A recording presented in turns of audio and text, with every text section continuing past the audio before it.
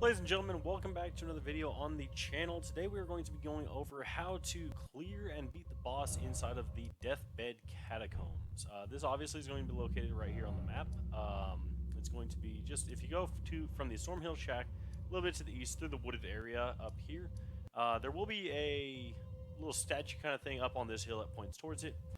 Anyways, once you go in here, how long does that, they just hold that emote forever? Anyways, this area is actually going to be populated by skeletons. The boss door is very easy to locate. It's going to be this one right here. And then we can actually activate the summoning pool immediately upon entering. With it being filled with skeletons, one of the things that you want to know is that to beat a skeleton, you actually need to reduce its health bar to 0.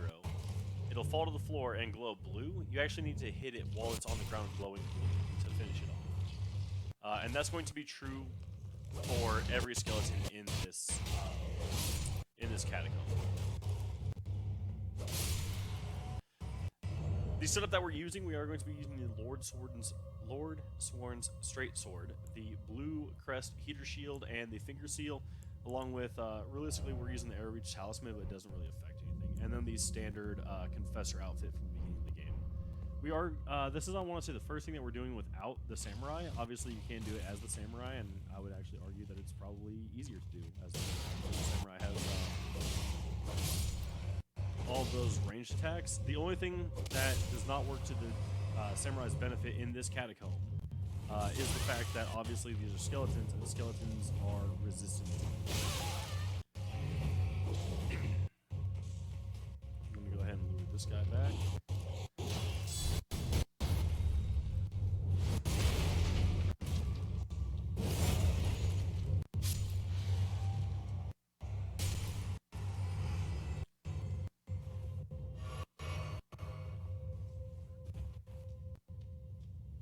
With the time that you have in between fights, it's actually recommended that you... I'm trying to get this skeleton to spawn out. There we go. It's actually recommended that you use the Urgent Heal Miracle that starts off with this class, rather than actually using the Crimson Estus Flask, or Crimson Flask.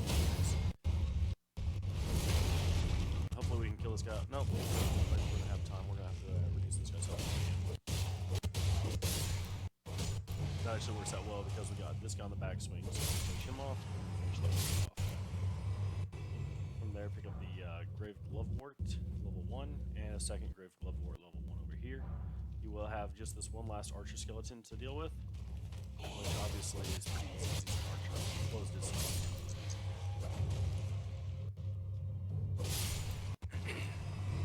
There is one item in this crypt that I don't know how to get, and it's weird because I actually remember getting it on my first account. It's going to be located directly above where we are now. You're going to enter this room. It's going to have several skeletons in the middle. You don't really want to push up like I'm doing now. You want to kind of stick to the sides because above you there's going to be skeletal archers.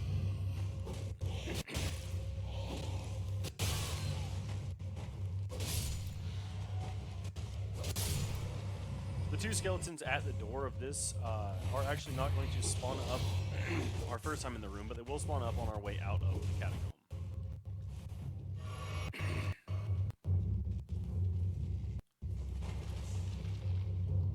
If we do a block counter, we will put him on his knees, puts him susceptible to a...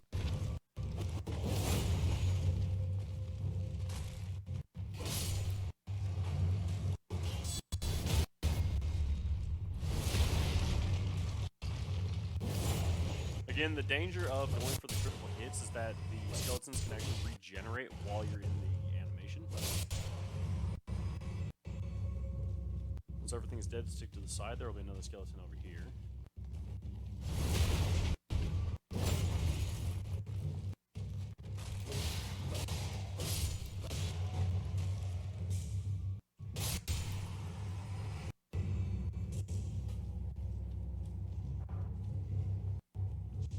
This is actually going to be the last room in the in this set of the dungeon. We're actually just going to go ahead and pull the lever, collect the Grave Violet that's just beyond it. Pick up the Blood Rose near the entrance, and then you will notice that you have two archers above you facing you, and then two enemies below. You can kill these guys, or you can just run through them. We're going to, for the sake of brevity, just run through them. Again, on the upper level, there is a Grave Glovewort as well as an item, but I'm not 100% certain how to get up there. If you guys do know, go ahead and just leave a comment down below, let me know so I can go and get that item.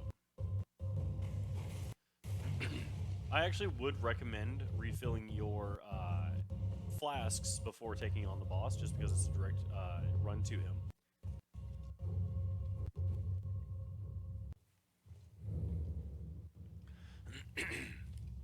From here, I would actually recommend putting on a summon, specifically the Lone Wolves. I find those to be one of the best ones early game. And then obviously run directly into the boss fight. This boss is going to be an assassin. He actually drops a really good item for us as well.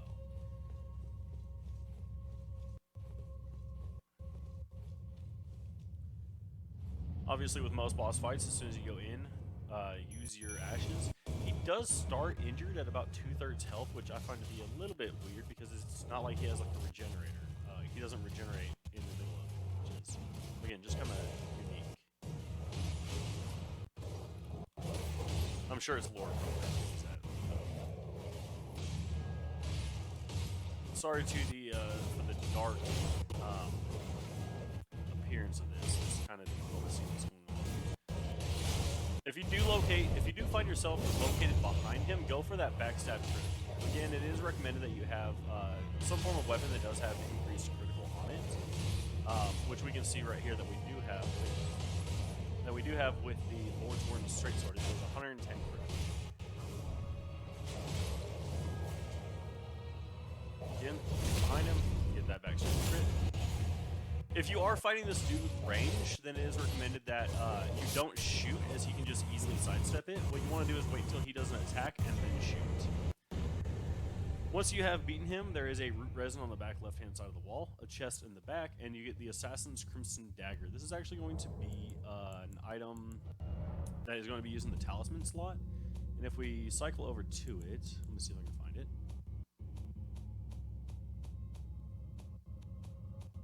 There we go. It critical hits restore hit points, and this is actually going to be one of the ones that we want to leave equipped. It's going to be really useful in the boss fight that comes out tomorrow, so look forward to that. From here, go ahead and open up the chest, and you will get the Death Root. On the left-hand side again, there's going to be some root resin, and then you have the teleport back to the beginning of the dungeon. That is going to be it for this dungeon. Hope you guys enjoyed, and if you did, don't forget to like, subscribe, and comment.